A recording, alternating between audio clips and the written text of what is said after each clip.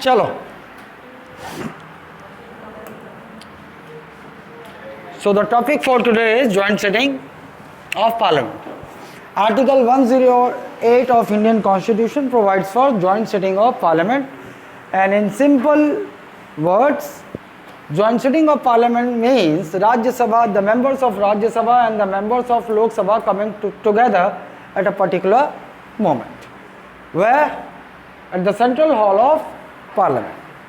लोक सभा और राज्य सभा के मेंबर्स एक साथ बैठते हैं, उसे ही जॉइंट सिटिंग बोल रहे हैं. Then for understanding this joint sitting of parliament we have to answer many questions. What is a joint sitting? A few seconds ago I told you what is joint sitting. It is none other than members of Rajya Sabha and members of Lok Sabha sitting together at the central hall of Parliament is joint sitting. When it is called upon, so we have to answer when, why, who. So who calls upon joint sitting? Let's answer this. Who calls joint sitting? Who calls? President of India. President of India calls or summons joint sitting. ठीक है, President of India ये joint sitting को call करते हैं. Then एक और who का जवाब चाहिए. Who presides? Who presides the joint sitting? तो इसका जवाब होगा this joint sitting is called by calls or summons, but it is presided by Speaker of Lok Sabha, but it is presided by Speaker of Lok Sabha. ये preside करते हैं इसे. ठीक है. नाउ यहां पर कुछ चीजें क्लियर होनी चाहिए. President calls upon joint sitting of parliament. Can he call a joint sitting upon on his own description? No. He can call joint sitting of parliament only when Council of Minister, only when Council of Minister advises him so, on the advice of Council of Minister headed by PM. ठीक है. Council of minister advice करती है तो president दोनों houses का joint sitting call करते हैं. And who presides? Speaker of Lok Sabha. इसमें भी अंदर चलेंगे. ठीक है. और मैं चलो पहले यहीं पर चला आता हूं, उसके बाद आगे चलता हूं. What happens if Speaker of Lok Sabha is having troubled stomach? है तो कौन करेगा भाई? पर्टिकुलर डेट को प्रेसिडेंट ने बुला लिया जॉइंट सिटिंग और उसी दिन प्रेसिडेंट का पेट झर्रा गया है, झर गया है. कौन करेगा? In his absence Deputy Speaker of Lok Sabha. In his absence, this joint sitting will be presided by Deputy Speaker of Lok Sabha. And what if both are having troubled stomach, both of them together had a chicken lollipop, है ना, और उसके साथ पानी पिया खास, that can be of black color or yellowish color. उसके साथ शौकीन है ये लोग, इन लोगों ने उसके साथ वो लिया. ये मुंह का बाप काहे बना रही? तो मैं इमेजिन करने थोड़ी बोल रहा हूँ तेरे को. इमेजिन करने पहुंच गई. चिकन लॉलीपॉप कैसा होगा? छी है. तू जितना टीका लगाती मेरे ख्याल से तू नॉनवेज खाती है? नहीं खाती. कैनाइन है तेरा? कैनाइन है तो देन उसको उखाड़ के फेंक दो, यूजलेस है.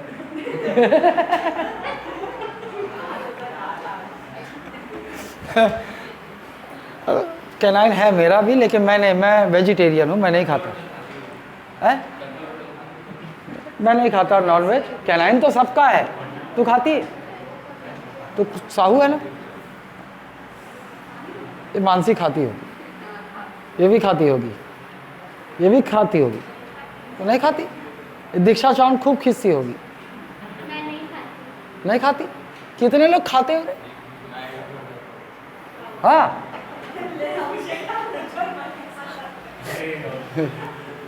चलो वो उसमें कोई वो नहीं है भाई. कुछ नॉन वेजिटेरियंस है, कुछ वेजिटेरियंस है. And at the initial of civilisation everybody was non vegetarian, है ना. चलो उसको छोड़ो. अच्छा, in the absence of Speaker of Lok Sabha, who will preside a joint sitting? Deputy Speaker of Lok Sabha. And if both of them are absent, then remember, यहाँ पर अगर obviously लोगों का दिमाग जाएगा, देन चेयरमैन ऑफ राज्यसभा,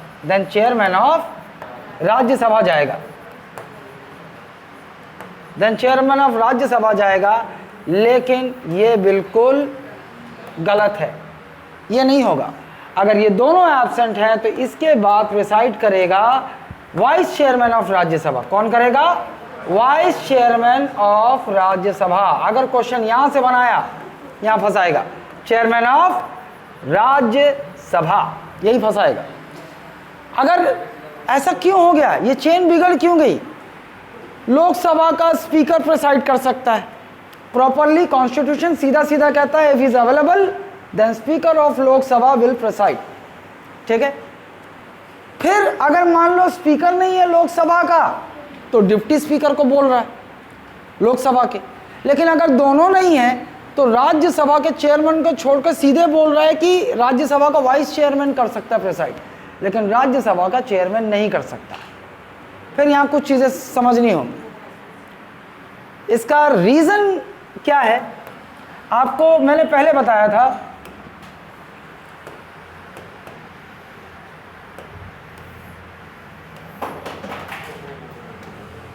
तो कितना फटकती है मोबाइल में है?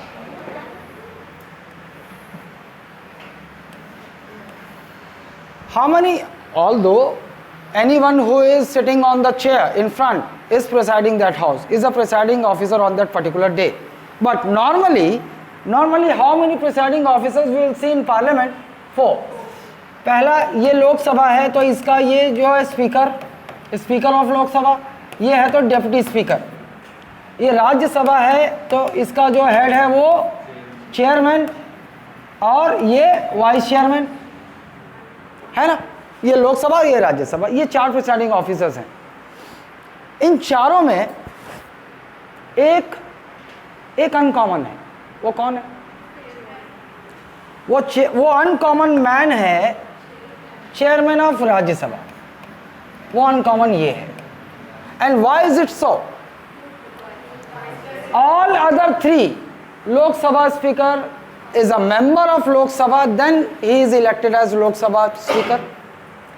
Deputy Speaker of Lok Sabha is also a member of Lok Sabha, and then he is elected by the member of Lok Sabha only as a Deputy Speaker.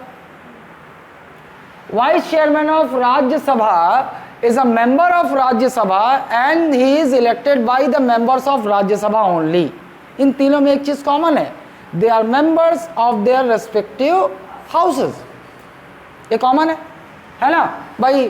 तो election हुआ, general election हुआ, जो जीते 543 members वो लोकसभा के member बन गए, और इसी में से रूलिंग पार्टी ने, पहले बता चुका हूं मैं आपको, रूलिंग पार्टी एक कैंडिडेट खड़ा करेगा स्पीकर के पोस्ट के लिए, और अपोजिशन वो लोग एक आदमी खड़ा करेंगे स्पीकर के पोस्ट के लिए। इलेक्शन होगा और लोकसभा के स्पीकर के इलेक्शन है, तो क्या राज्यसभा के मेंबर पार्टिसिपेट करेंगे?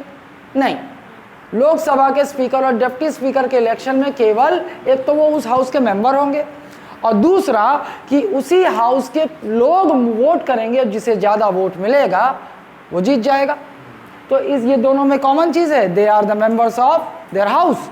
और vice chairman of Rajya Sabha is also a member of the house of Rajya Sabha, and he is elected by the members of Rajya Sabha only.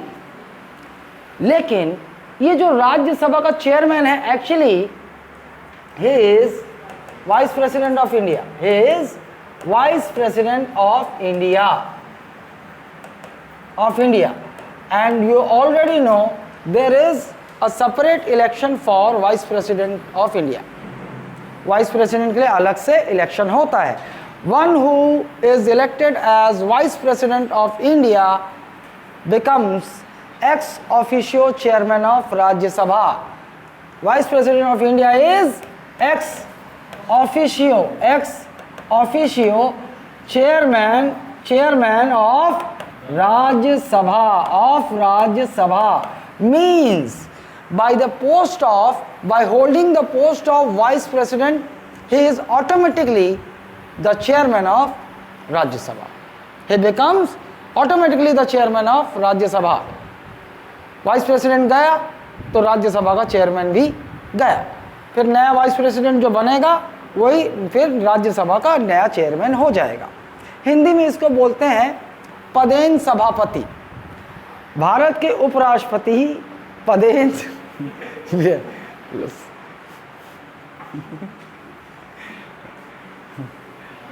सभापति होते हैं, मतलब उपराष्ट्रपति अपने पद से ही राज्यसभा के सभापति बन जाते हैं। ठीक है।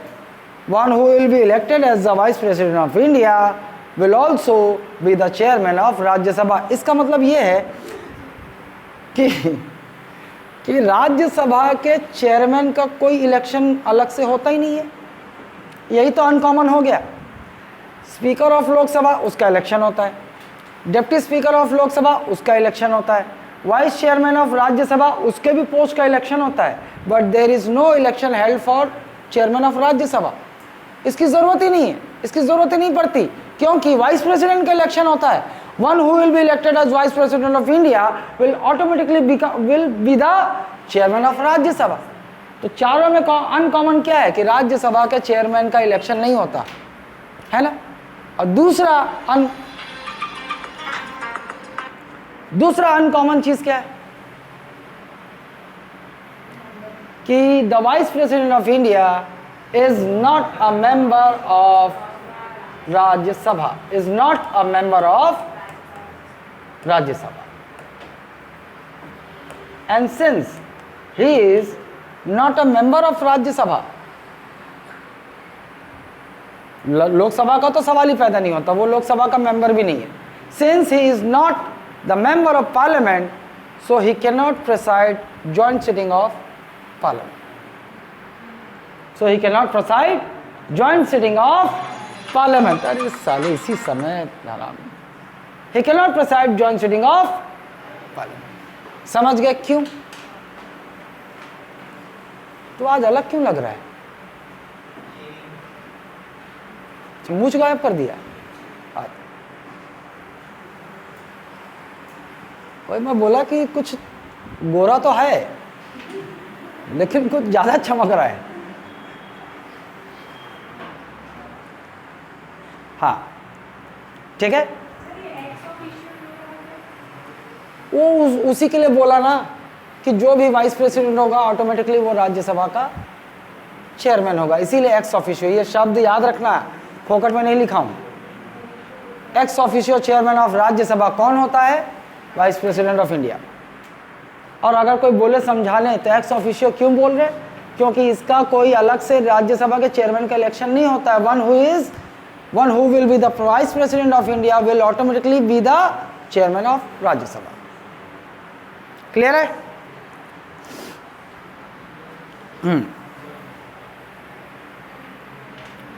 यहां क्लियर है?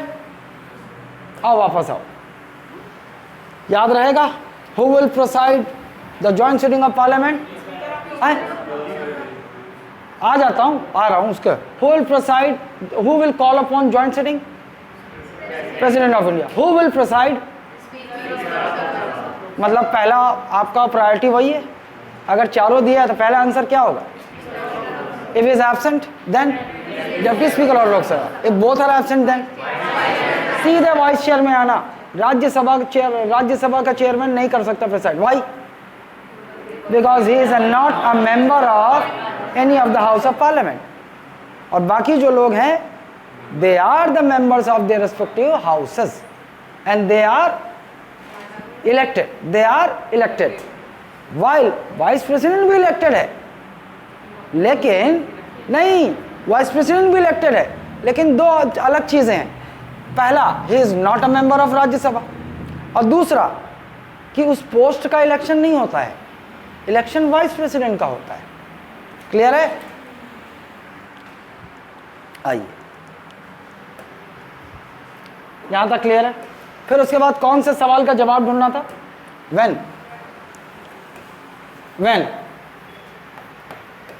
when does president can call upon or summon a joint sitting of parliament? When इसका जवाब when Council of Minister advises President to do so, on the advice of Council of Minister, President calls upon joint sitting. Joint sitting. ठीक है, clear है? He cannot call upon a joint sitting upon his own. He can call upon a joint sitting only when Council of Minister tendered their advice to do so. ठीक है? अब कब council of minister ऐसा advice कब देंगे? When, तो इसका एक और जवाब, when there occurs a deadlock between Rajya Sabha and Lok Sabha. Over what? Deadlock means difference of opinion. Deadlock means difference of opinion. And difference of opinion between whom? Lok Sabha and Rajya Sabha. Over what? Over an ordinary bill,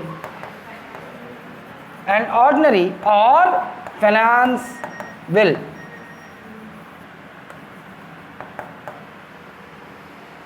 यहाँ तक clear है? Over an ordinary bill or finance bill. केवल यही दो bill pay बुला सकते हैं. A joint sitting cannot be called upon a constitutional amendment bill or a money bill. ये बात क्लियर हो जानी चाहिए. अब एक लॉजिक पे चले जाते हैं कि why constitution has provided for joint sitting under article 108 for parliament. Why? Look, it is very obvious that the party who is ruling the country, who is going to rule the country for next 5 years, is having majority in Lok Sabha. Until and unless that political party is having majority in Lok Sabha, he cannot form a government. He is having majority, है ना? Whether the government is a coalition government or any political party having clear majority, they will form the government. But a government without any power will be a handicapped government. है ना? Will be a handicapped government. A government cannot do anything without laws. And the parliament, they obviously तुम लोग जानते हो कि parliament ही law बनाता है. All the three organs are involved in this: Lok Sabha, Rajya Sabha and President of India. Lok Sabha में तो majority है, so obviously they will manage to clear that bill in the Lok Sabha. But is it necessary for the ruling government to have majority in Rajya Sabha also? No, it is not mandatory. तो अगर मान लो कोई political party जो अभी ruling party है उसकी लोकसभा में majority है लेकिन राज्यसभा में नहीं है मेजॉरिटी, वहाँ ऑपोजिशन के मेंबर्स ज़्यादा हैं, तो वो ऑर्डिनरी बिल या फाइनेंस बिल लोकसभा में तो पास हो जाएगा, लेकिन राज्यसभा में गया तो वहाँ पास नहीं हो पाया. इसी को हम कहेंगे deadlock between Rajya Sabha and Lok Sabha, difference of opinion between the two houses of parliament, Rajya Sabha and Lok Sabha, over what? Over ordinary or finance bill. मतलब इसको सिंपल वर्ड्स में ये कहेंगे one of the houses of parliament passes. ये कब joint sitting कब हो सकता है? उसके पहली कंडीशन क्या है? That bill should be passed by, must be passed by one of the house, तभी तो डेडलॉक होगा. अगर मान लो पहले लोकसभा में इंट्रोड्यूस हुआ बिल, है ना, और लोकसभा में ही फेल हो गया, पास नहीं हुआ, तो आप जानते हो वो बिल तो अगर मान दूसरे हाउस में जाएगा ही नहीं. The moment a bill is rejected by any house, if I am talking about ordinary और finance bill, the moment any of the house where it is introduce first, if it is not pass there, तो वो अगले house में जाएगा ही नहीं. हम ये जानते हैं ना.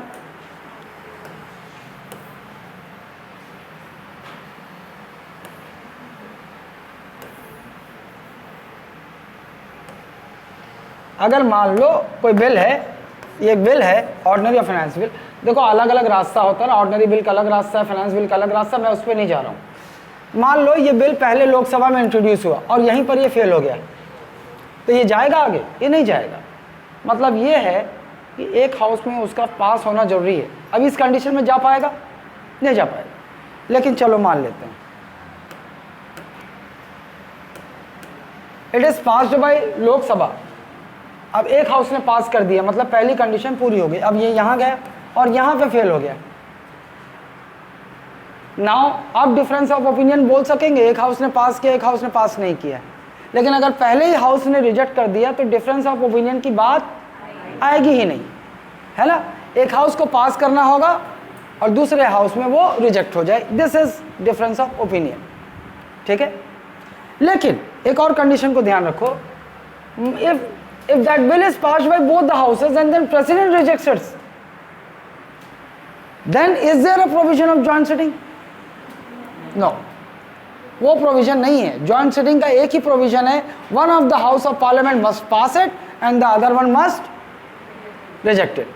तभी तो हम बोलेंगे डिफरेंस ऑफ ओपिनियन, तो तभी बोल पाएंगे ना। और तभी काउंसिल ऑफ मिनिस्टर एडवाइस करेगा जॉइंट सिटिंग बुलाइए इस बिल पर, और प्रेसिडेंट को बुलाना पड़ेगा क्योंकि जेजा ने कहा है, ठीक है। ये क्लियर है? कैसे नोनी, कैसे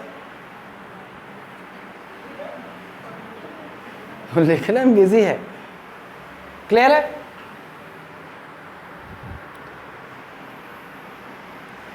क्यों समझ गए आप? रूलिंग पार्टी अगर कोई बिल ही, क्योंकि लोकसभा में मेजॉरिटी है तो उसका बिल वहां तो पास हो जाएगा, राज्यसभा में हमेशा फेल हो जाएगा, तो फिर वो तो लॉ बन ही नहीं पाएगा। कोई लॉ नहीं बनेगा तो रूलिंग पार्टी काम कैसे कर पाएगी? This is the only reason why article 108 is there in the constitution.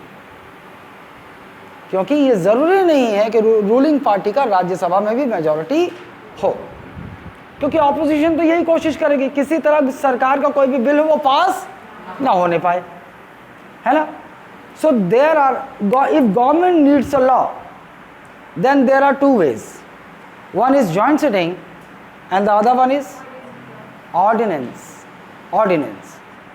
Government चाहती है और किसी तरह वो लॉ लग रहा है कि यहाँ पास नहीं हो पाएगा, लॉ नहीं बन पाएगा, तो दो रास्ते हैं, इसी कॉन्स्टिट्यूशन ने प्रोवाइड किए हैं, एक है जॉइंट सिटिंग और एक है ऑर्डिनेंस। ऑर्डिनेंस हम देखेंगे बाद में। हाँ तो देखेंगे भाई, 6 महीने तक लॉ बना काम तो कर पाएंगे, ऑर्डिनेंस पढ़ोगे वो क्लियर हो जाएगा।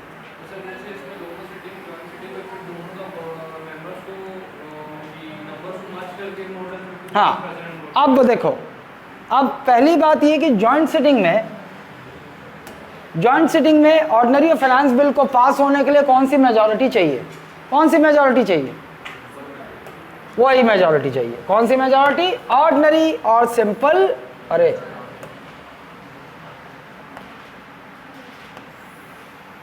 कौन सी मेजॉरिटी से जॉइंट सिटिंग में बिल पास होगा? अरे यार, तो ऑर्डिनरी बिल या फाइनेंस बिल जॉइंट सिटिंग में कौन सी मेजॉरिटी से पास होगा? सिंपल और ऑर्डिनरी मेजॉरिटी। सिंपल और ordinary majority. And how will you define it? It is majority of 50%, majority of more than 50% of more than 50% of the members present and voting, of the members present and voting। Clear है? ये तो आपको पता है पहले से ही। अगर समझ में आ रहा है कैसे इजी हो जाएगा ये पास होना जॉइंट सिटिंग में? क्यों काउंसिल ऑफ मिनिस्टर एडवाइस करेगा प्रेसिडेंट को? लुक, मैं समझा देता हूं इसको, how will it become easy.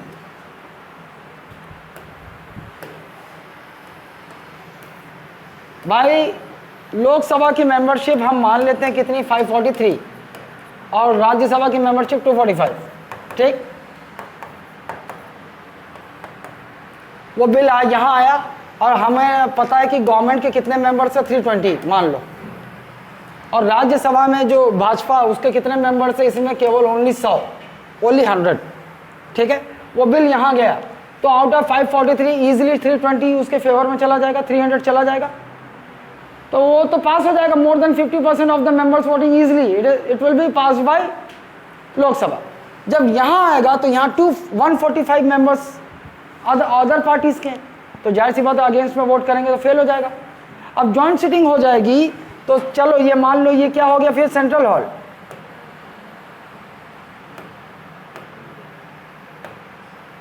अब ये क्या बोल गया, जॉइंट सिटिंग कहां बुलाई जा रही है, कहां बुलाई गई, सेंट्रल हॉल में, है ना। ये क्या है, सेंट्रल हॉल में अब जॉइंट सिटिंग आ गई। मतलब 543 लोकसभा के मेंबर्स भी बैठे हैं और 245 राज्यसभा के मेंबर्स भी बैठे हैं। आउट ऑफ दिस इधर कितने 320 प्लस 100 कितने मेंबर्स बीजेपी के हैं, 420। बचे कितने, बचे कितने 788 में 368। अब यहाँ उसी पे एक साथ बैठे और वोटिंग होनी है। और कौन सी मेजॉरिटी चाहिए, वही सिंपल मेजॉरिटी चाहिए। लेकिन सिंपल मेजॉरिटी इस समय सेपरेट सेपरेट नहीं चाहिए, पूरे मेंबर जो बैठे हैं उनसे काउंट होगा। तो अब क्या बोलेंगे अपन, in a joint sitting a finance bill और an ordinary bill must achieve a majority of more than 50% of the total members of both the houses present and voting. ये बोलेंगे, ये बोलेंगे कितने मेंबर्स,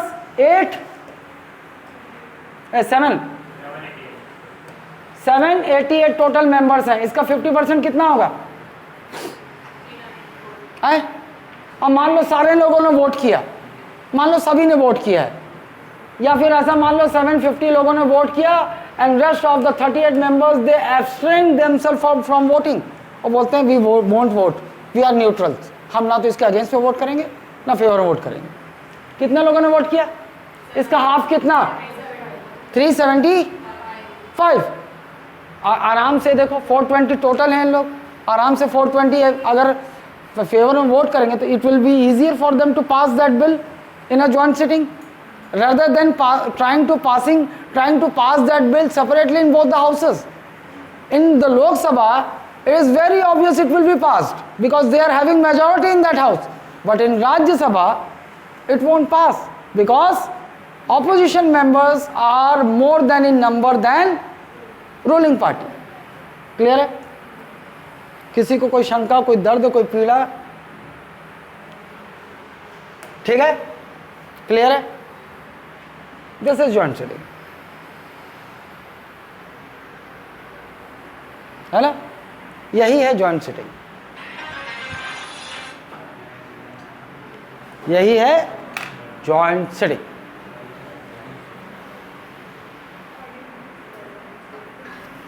अरे यार मैं फोन कॉल अवॉइड क्यों कर रहा हूं,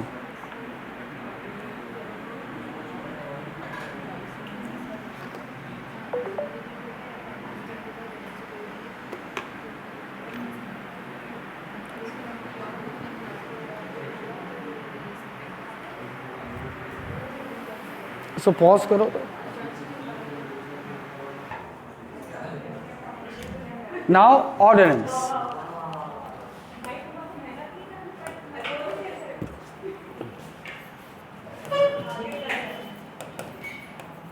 ordinance and it is provided under article 1, 2, 3 of Indian Constitution.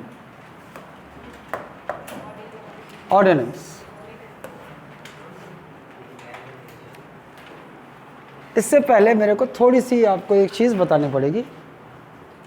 There are 2 sessions, there are 3 sessions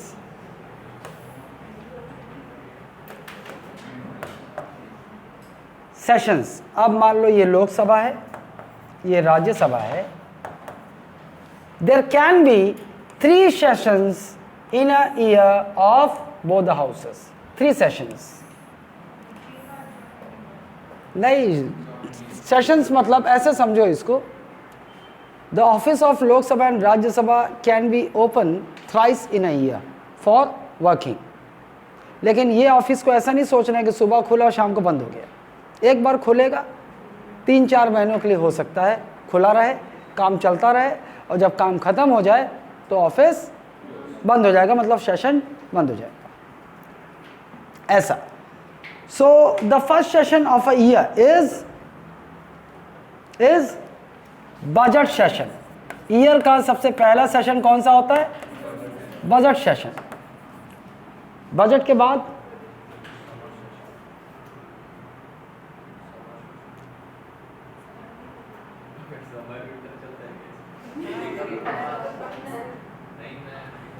monsoon session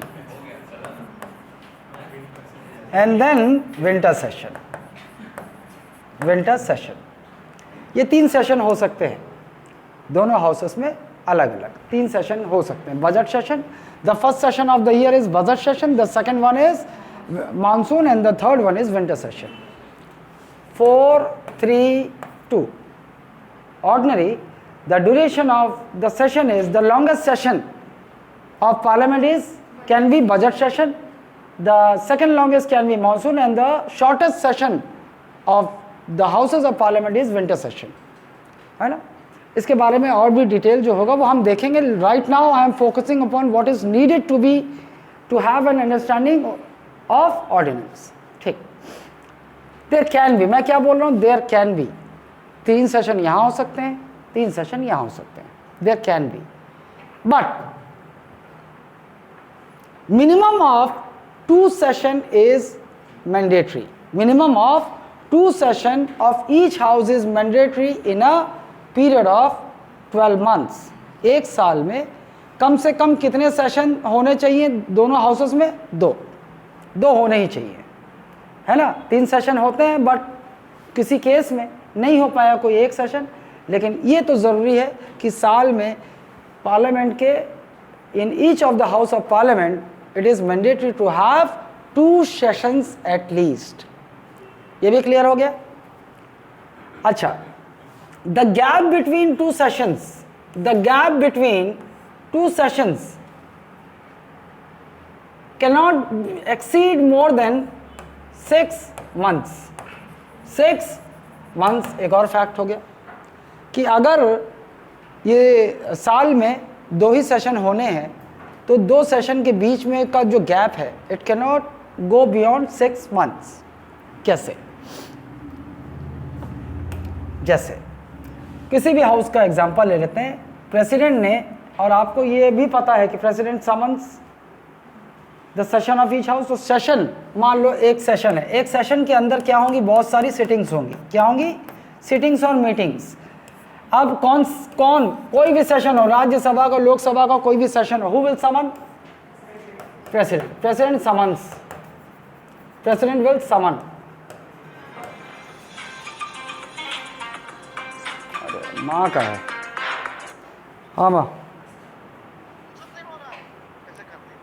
है, तो फोन पे से भेज दें, फोन पे से।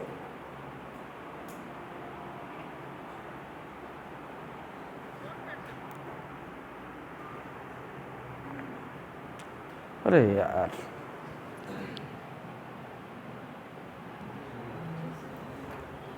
who summons the session of each session of both the houses? President of India. और session का जब काम खत्म हो जाता है तो क्या करते हैं प्रेसिडेंट? क्या करते हैं? Prorogue, he prorogues the session. मतलब सेशन का खात्मा, सत्रावसान, सत्र का वसान, सत्रावसान। ठीक है। इट में भी बजट सेशन, विंटर सेशन और मानसून सेशन।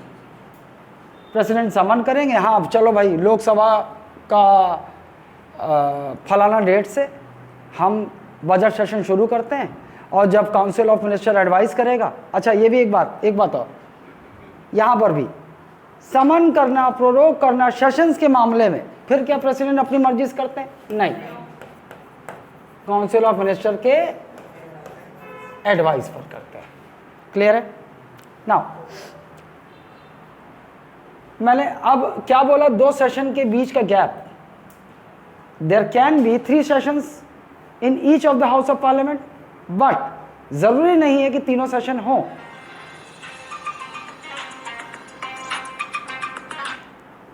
हेलो, देखा, चेक किया? हाँ, एक सेशन का जो एंड होगा ये, और दूसरे सेशन का समन, ये जो गैप है ये कितना नहीं, कितने से ज़्यादा नहीं हो सकता, 6 मंथ से ज़्यादा नहीं हो सकता। और ये याद रखना कि कॉन्स्टिट्यूशन टर्म्स में 1 month is equal to 30 days. यहाँ कोई लीप ईयर नहीं होता, 31 डेज नहीं होता, यहाँ कोई फेब्रुवरी नहीं होता। 1 मंथ का मतलब 30 डेज। अगर आपसे डेज में पूछ दे तो क्या बोलोगे? It can not, the gap can not be more than 180 days, 180 days. ठीक, ये क्लियर हो गया ना? ये ज़रूरी है कुछ चीज़ें आपको जानने के लिए। अब नाउ आते हैं सवालों पर। What is an ordinance?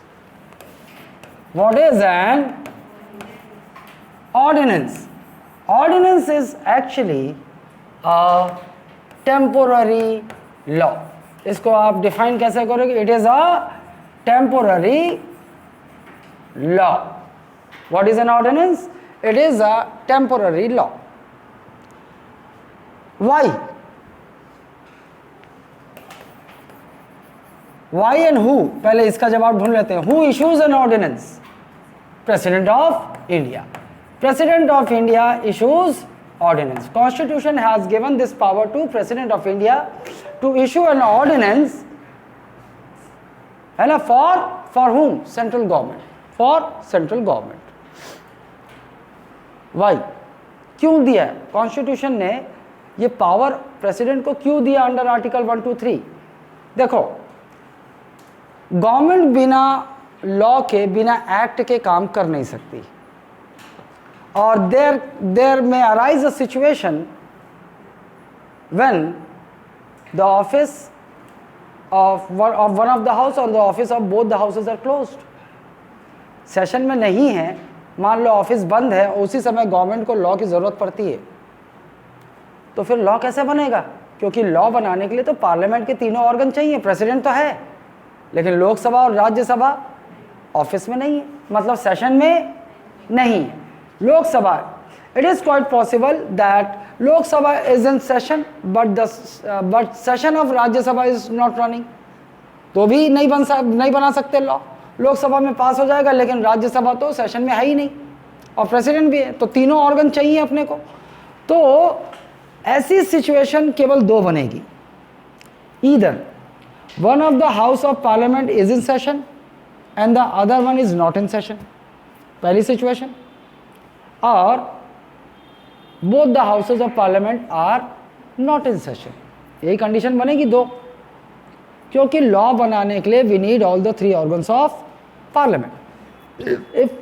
Even if one of the house is not in session, it is not possible to make a law by parliament. लेकिन गवर्नमेंट को तो ज़रूरत है, और कॉन्स्टिट्यूशन मेकर्स ने इस चीज़ को ध्यान दिया था कि ऐसी सिचुएशन आ जाएगी तो क्या करेंगे। So for this reason only, when the parliament is not in a position to formulate a law and the government needs that, then council of ministers can advise president to issue an ordinance over any bill and president will issue an ordinance. समझ गए? Temporary law, temporary law 6 month की validity होती है इसकी।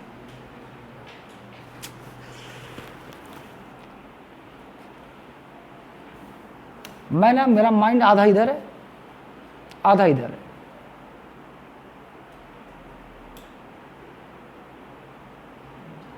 अच्छा, इसको सुन लो, इसका detail मैं कल एक बार और कराऊंगा, ठीक है? क्लोज करो। मैं जितना अच्छे से इसको बता सकता हूं वो मैं कर नहीं पा रहा हूं, साला माइंड आधा आधा भागा हुआ है।